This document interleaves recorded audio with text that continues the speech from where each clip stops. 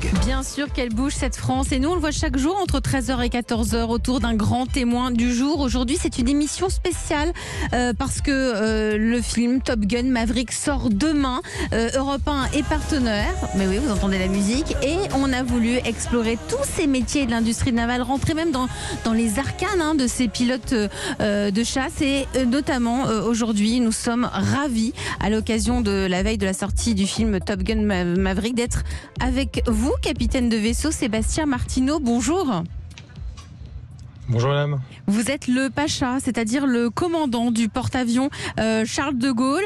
Là en ce moment vous êtes où? On entend, il y a un léger décalage. Vous vous trouvez là en ce moment sur le porte-avions? Alors exactement, je suis actuellement à la passerelle de navigation du porte-avions. Alors nous ne sommes pas en mer, nous sommes à quai, puisqu'on avons débuté une période d'entretien. Mais je peux observer le pont d'envol, les catapultes là qu'on est en train de démonter pour réaliser un certain nombre d'entretiens. Et oui, je suis bien à la passerelle de navigation du porte-avions. C'est comme s'il était en mer, mais vous êtes à quai à Toulon. Alors, je vous appelle commandant, c'est ça? Parce qu'il y a plein d'appellations, donc je vous appelle commandant, c'est ça? Oui, commandant, c'est très bien. Alors, oui, commandant, déjà vous aviez 8 ans quand Top Gun est sorti, c'était en 1986. Vous l'aviez vu ce film? Est-ce que ça a réveillé chez vous une vocation? Alors, je dois vous avouer que c'est pas le film Top Gun qui m'a amené à rentrer dans la marine. Ouais. Néanmoins, aujourd'hui, je le prends beaucoup comme référence culturelle, cinématographique, parce que voilà, aujourd'hui, avec le recul, on a une vision différente de ce film. Mais bien sûr, il a bercé mon enfance quand même. Il a bercé votre enfance, bien sûr. Non, moi, je suis rentré dans la marine suite à avoir observé un décollage vertical d'un Rafale Marine à l'époque au Salon du Bourget, qui est organisé par ma professeure de physique-chimie à l'époque. Il nous avait envoyé au Salon du Bourget. J'avais été absolument bluffé par les performances de cet avion. Et là, je savais que la marine allait s'en doter, et donc j'ai été séduit. Ça fait vraiment tilt. Vous avez été séduit. Pour qu'on comprenne bien, vous, commandant, vous dirigez un peu les Top Gun français, puisque les pilotes d'avions de chasse sont embarqués sur le Charles de Gaulle. Ce sont les Top Gun, c'est vous? Alors effectivement, le porte-avions accueille à bord, quand il part en mission, le groupe aérien embarqué qui est constitué de flottilles de chasse et d'avions aussi de guet aérien, Hawkeye, flottille de chasse de Rafale Marine. Et encore récemment, d'ailleurs, on a qualifié de jeunes pilotes à l'appontage qui ont fait leurs premiers appontages à bord du porte-avions Charles de Gaulle. Voilà, donc le bateau part en mer, et puis c'est un peu une école de l'aviation embarquée qui accueille des nouveaux pilotes qui ont d'abord été formés aux États-Unis, qui ont fait à peu près 1 an et demi à 2 ans de formation aux États-Unis, qui les a rapprochés d'ailleurs de Top Gun en quelque sorte. Et à la fin, ils sont transformés sur Rafale Marine et on les qualifie à l'appontage sur le Charles de Gaulle. Et pourquoi ils sont formés aux États-Unis ? Alors ils sont formés aux États-Unis parce que les États-Unis disposent de 11 porte-avions et donc d'infrastructures, d'un avion d'entraînement, toute une structure qui permet d'enseigner l'appontage.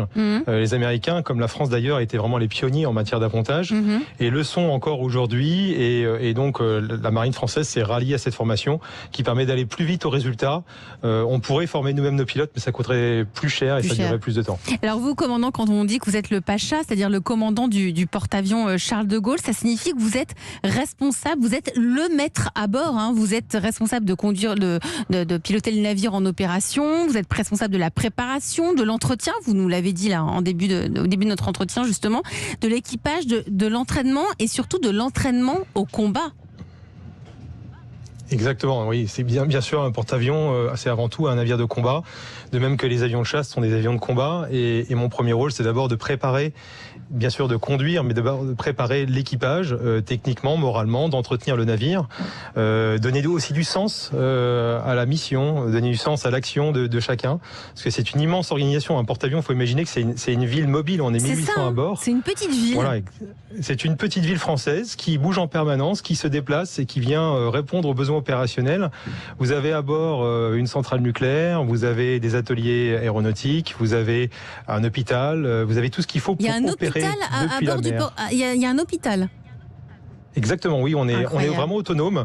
on est capable de mener les opérations dans la durée. Donc on a tout ce qu'il faut pour rester autonome, notamment au plan sanitaire, avec un hôpital, des blocs opératoires, un scanner, radiographie, etc. Donc j'ai une multitude de compétences à bord et qu'il faut orchestrer, et c'est mon rôle avec mes adjoints, puisque je ne suis pas tout seul évidemment.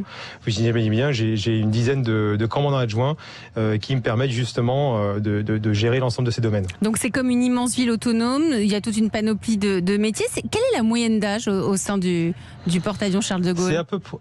C'est variable, mais c'est aux alentours des 30 ans. Ouais. On a à peu près 15% de femmes, puisque le porte-avions est un bâtiment dès le départ qui a été féminisé. C'est-à-dire qu'on a 15%, des zones distinctes pour les femmes. Ça me paraît pas énorme, 15% par rapport à il y a 10 ans.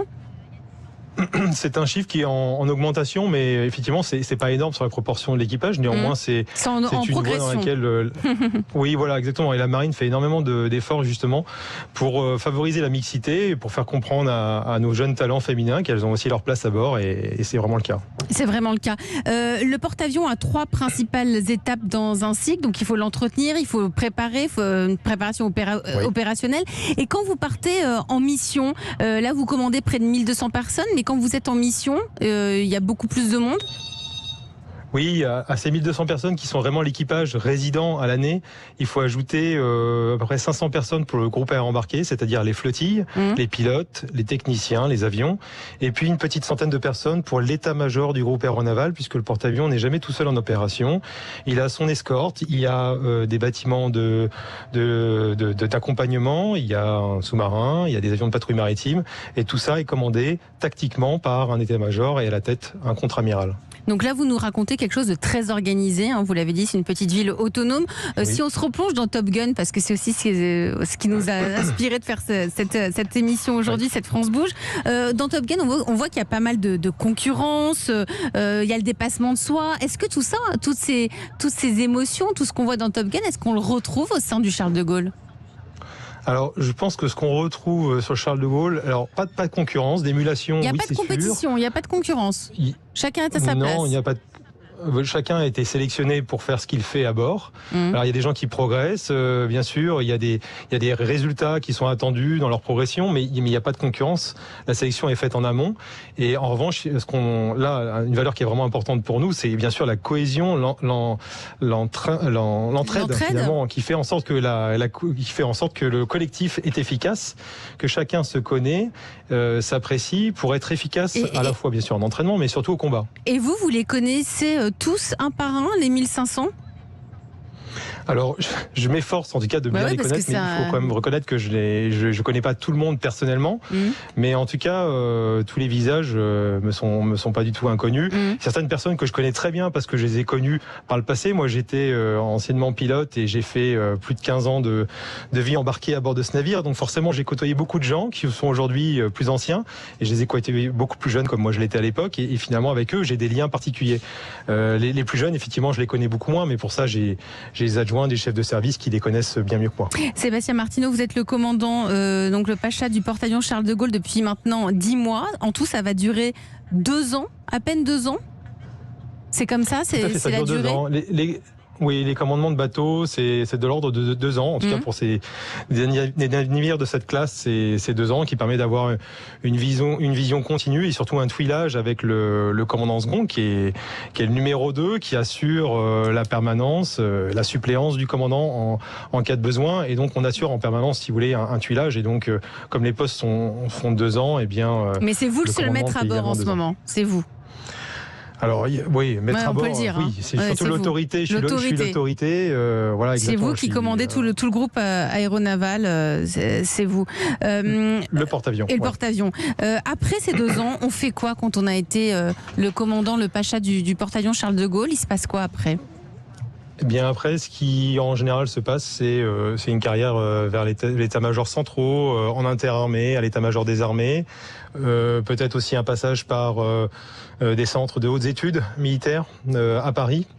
Voilà, c'est ce qui nous attend forcément quand on a été commandant du porte-avions. On a été en lien avec un nombre de problématiques importants, de l'exploitation de centrales nucléaires, aux problématiques de ressources humaines, aux spécificités de la mise en œuvre de l'aviation embarquée, à la vision prospective des programmes d'armement, nous amène forcément à avoir une vision d'ensemble assez utile par la suite en état-major central. Donc vous quitterez l'opérationnel, mais aucun regret finalement. On est dans une carrière, voilà, où vous avez, vous aurez été pendant 2 ans au sein du porte-avions et après, vous allez faire autre chose. Oui, on ne peut pas avoir de regrets. Enfin, en tout cas, moi, j'en aurais pas. Aucun regret.